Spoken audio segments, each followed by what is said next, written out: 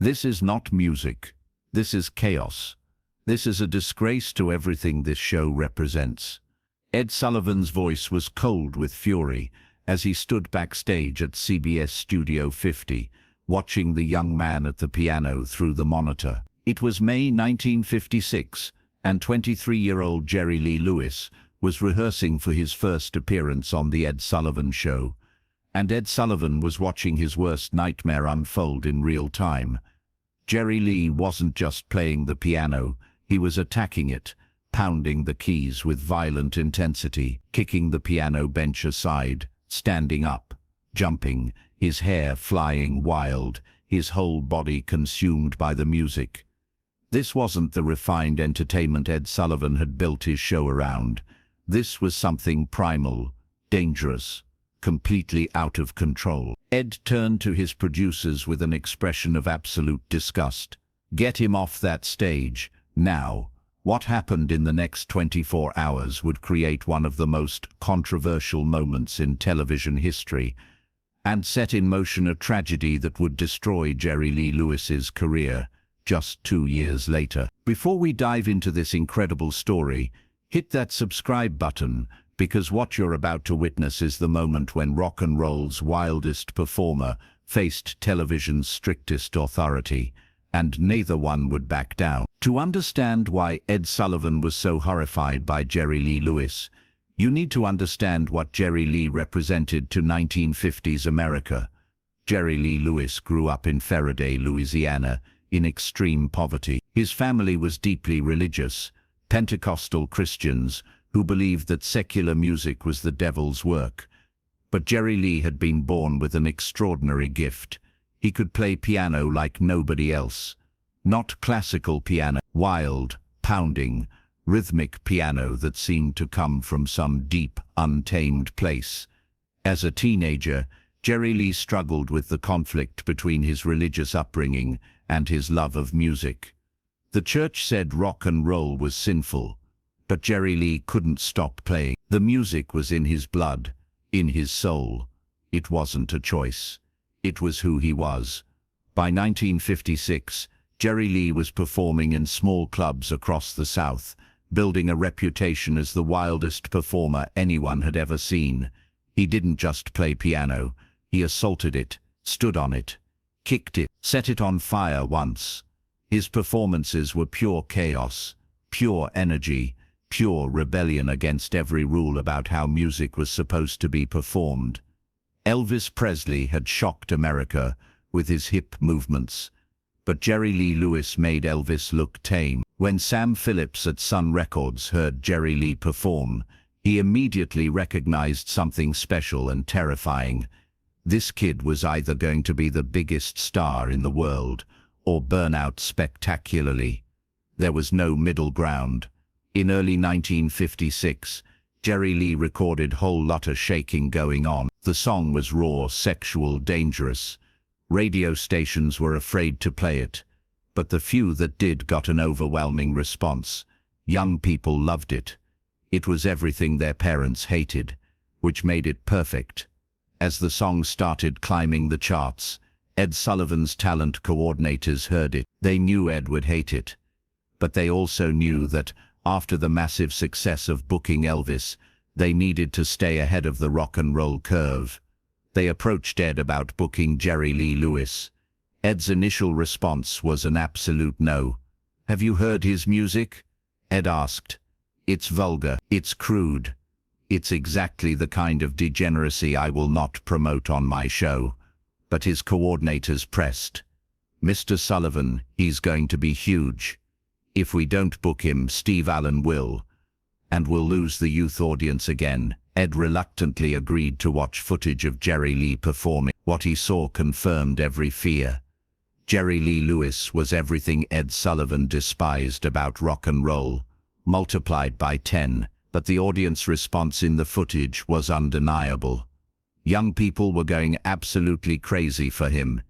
Ed made a decision. He would book Jerry Lee Lewis, but with strict conditions. The performance would be controlled, supervised, civilized. Jerry Lee would sit at the piano like a proper musician. He would play his song, and that would be it. No wildness, no chaos, no jumping on the piano. Ed's coordinators contacted Jerry Lee's manager and extended the invitation with clear conditions. Jerry Lee was thrilled when he got the news. The Ed Sullivan Show was the biggest platform in America. But when he heard about Ed's conditions, he laughed. They want me to sit still? They want me to be proper. That ain't me. That ain't what people pay to see. His manager was more cautious.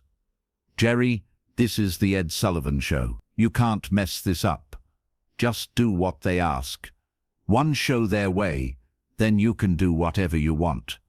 But Jerry Lee wasn't convinced. What nobody knew at the time, what would become one of the biggest scandals in rock and roll history, was that Jerry Lee had recently married his 13-year-old second cousin, Myra Gale Brown.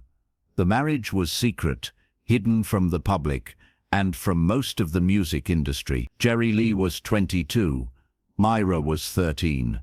In 1956, Louisiana, this was legally possible, with parental consent, but Jerry Lee knew that the rest of America would be horrified.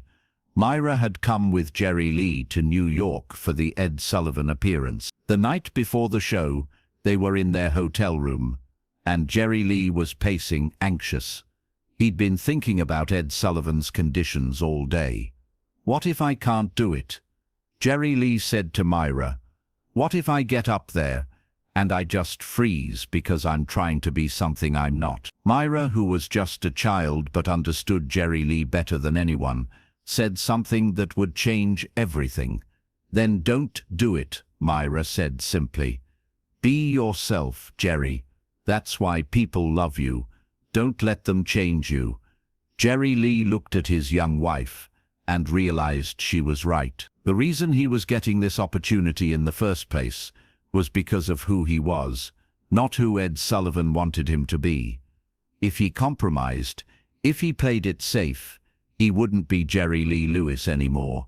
He'd just be another piano player. The next day, May 12, 1956, Jerry Lee arrived at CBS Studios for rehearsal. Ed Sullivan watched from the control room as Jerry Lee took his position at the piano for the sound check. And that's when Jerry Lee did exactly what he always did. He exploded. His hands were a blur on the key. His leg came up and kicked the piano. He stood up, shouted, pounded the keys with his fists. The studio crew stopped what they were doing, stunned by the raw energy. Ed Sullivan came down from the control room, his face dark with anger. He walked onto the stage, and his presence immediately changed the atmosphere. Stop, Ed commanded. Jerry Lee stopped playing mid-song. He turned to face Ed, knowing what was coming. Young man, Ed began, his voice tight with controlled fury. What exactly do you think you're doing? Jerry Lee met Ed's eyes. I'm playing my song, sir. That, Ed said, is not playing. That is chaos. That is a circus act. Tomorrow night, 70 million Americans will be watching this program. Families, children, people who trust me to bring quality entertainment into their home. What you just did is not quality entertainment. It's a degradation of music itself. Jerry Lee felt anger rising. With respect, Mr. Sullivan, that's how I perform. That's what people want to see. I don't care what people want to see, Ed shot back. I care about what's appropriate for American television, and what you just did is not appropriate. Ed stepped closer to Jerry Lee, his voice dropping to a cold, hard tone. Tomorrow night, you will sit at that piano like a gentleman. You will play your song properly. No kicking, no jumping, no vulgar displays. You will behave like a professional musician, or you will never work on television again. Do you understand me? The studio was completely silent. Everyone was watching this confrontation between the old guard and the new. Jerry Lee was supposed to say yes, sir. Supposed to agree. Supposed to comply. Instead, he said something that shocked everyone in the room. Mr. Sullivan, I appreciate the opportunity, but I can't promise I'll play it your way. This is who I am. This is my music. If that's not good enough for your show, then maybe I shouldn't be here. Ed Sullivan's face turned red. Nobody challenged him like this. Nobody. In his entire career, no performer had ever stood on his stage and told him no. "You're making a serious mistake, young man," Ed said quietly. "I'm giving you a chance to be on the biggest show in America, and you're throwing it away because you can't control yourself for 3 minutes?" "It's not about control," Jerry Lee replied. "It's about being honest. If I get up there tomorrow and pretend to be something I'm not, I'm lying to the audience. I'm lying to myself, and I can't do that." Ed stared at Jerry Lee for a long moment. Then he turned to his producers. "We'll see tomorrow night whether he can control himself, Ed. If he can't, we'll cut to commercial, and he'll never appear on this show again." That night, back at the hotel, Myra asked Jerry Lee what happened. He told her about the confrontation with Ed Sullivan. "Are you scared?" Myra asked. "Terrified," Jerry Lee admitted. "But I can't be anything but myself. If I start pretending, if I start playing it safe, I'll lose what makes me different." Myra took his hand. "Then do it your way," she said. "Whatever happens, at least you'll know you were true to yourself." May 13th, 1956. The Ed Sullivan Show went live at 8 p.m. Eastern Time. Families across America settled in front of their television sets, expecting the usual wholesome entertainment. Ed did his opening monologue, introduced the first guests. The evening was proceeding normally. Then it was time for Jerry Lee Lewis. Ed's introduction was notably cool. "Our next performer is a young man who's had some success with his recording of Whole Lotta Shaking Going On. Jerry Lee Lewis." No enthusiasm, no build-up, just a name. Jerry Lee walked onto the stage, and America got its first look at him. Young, slicked-back blonde hair, wearing a dark suit that looked slightly too small. He sat down at the piano. The studio audience waited. Ed Sullivan waited. 70 million Americans waited. And Jerry Lee made his decision. He wasn't going to play it Ed's way. He was going to play it his way. His hands hit the keys, and Whole Lotta Shaking Going On exploded across American living rooms. Within seconds, Jerry Lee was standing. His leg came up and kicked the piano. He pounded the keys with both hands and feet. He threw his head back and shouted. The studio audience erupted. Teenage girls screaming, parents watching at home were horrified. In the control room, the director looked at Ed Sullivan, waiting for the signal to cut to commercial. But Ed just stood there, frozen, watching his worst nightmare unfold on live television. He could cut away, he could end this, but something stopped him. Maybe it was the audience reaction, maybe it was the knowledge that cutting away would be an admission that he couldn't control his own show, or maybe on some level, even Ed Sullivan recognized that he was watching something historic, something that couldn't be stopped. Jerry Lee played for 3.5 minutes, every second more intense than the last. When he hit the final chord, the studio audience was on its feet, screaming. The reaction was unlike anything Ed Sullivan had ever seen on his show.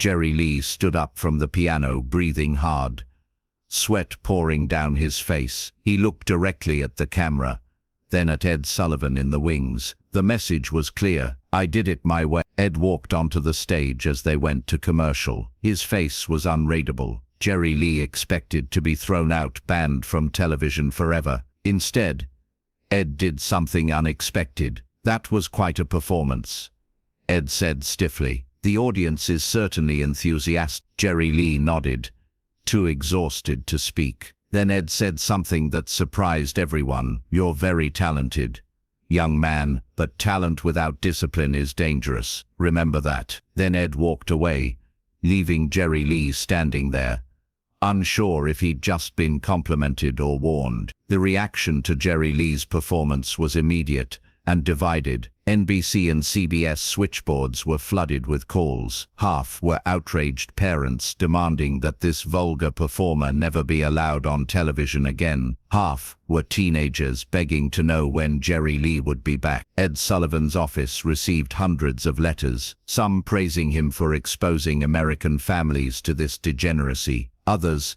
thanking him for bringing exciting new music to television. Ed himself was conflicted. He'd been defied on his own show, his authority challenged, but the ratings for that episode were huge. The youth audience had tuned in record numbers, and despite his personal distaste, Ed recognized that Jerry Lee Lewis was a phenomenon. In the weeks after the show, Ed made a decision that surprised his staff. He invited Jerry Lee back, not immediately, but a few months later. The thinking was that if Jerry Lee was going to be on television anyway, which he certainly would be after that performance, it should be on the Ed Sullivan Show, where Ed could maintain some control. Jerry Lee appeared on Ed's show 2 more times in 1956 and 1957. Each time, Ed attempted to impose restrictions. Each time, Jerry Lee ignored them and performed with the same wild energy, and each time, the ratings were enormous. Ed and Jerry Lee developed a strange relationship,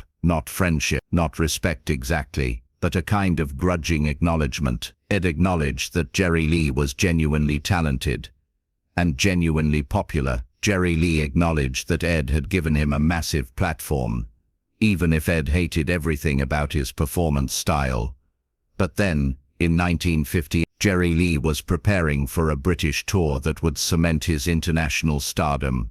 When a reporter discovered his marriage to Myra, the scandal was immediate and devastating. Jerry Lee Lewis, 23 years old, had married his 13-year-old second cousin. The British press went insane. The tour was cancelled after 3 shows.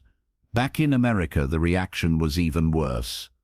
Radio stations pulled his records. Venues cancelled bookings. His career, which had been skyrocketing, crashed overnight. Ed Sullivan's office immediately issued a statement. Jerry Lee Lewis will never appear on the Ed Sullivan Show again. The association with scandal was too much. Ed had tolerated Jerry Lee's wild performances because the ratings justified it. But this scandal crossed a line that even ratings couldn't justify. Jerry Lee's career was destroyed. For years, he couldn't get major bookings.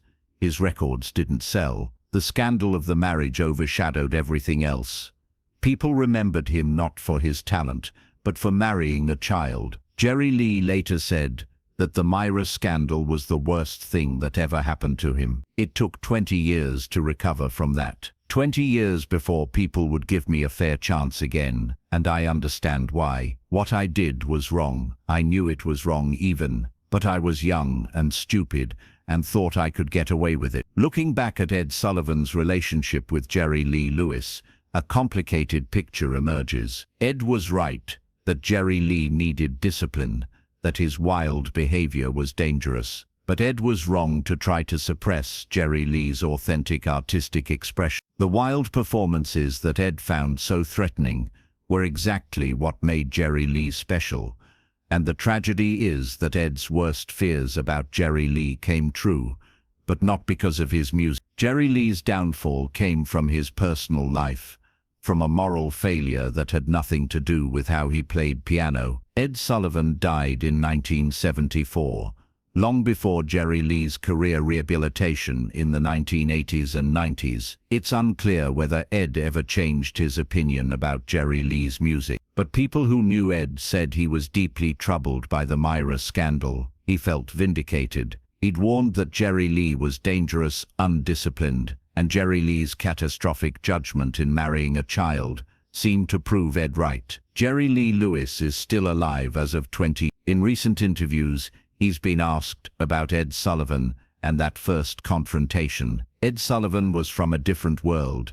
Jerry Lee said, he couldn't understand what I was doing because it didn't fit his idea of entertainment, but he gave me a chance anyway. He didn't like me, didn't approve of me, but he put me on his show. And for that, I'm grateful. Even though we clashed, even though he tried to control me, he gave me a platform when I needed it most. When asked about the Myra scandal and how it related to Ed's warnings about discipline, Jerry Lee became more somber. Ed was right that I lacked discipline, but he was focusing on the wrong thing. The problem wasn't how I played piano. The problem was my personal life, my judgment, my inability to understand what was appropriate and what wasn't. Ed saw that I was out of control, but he thought it was about my music.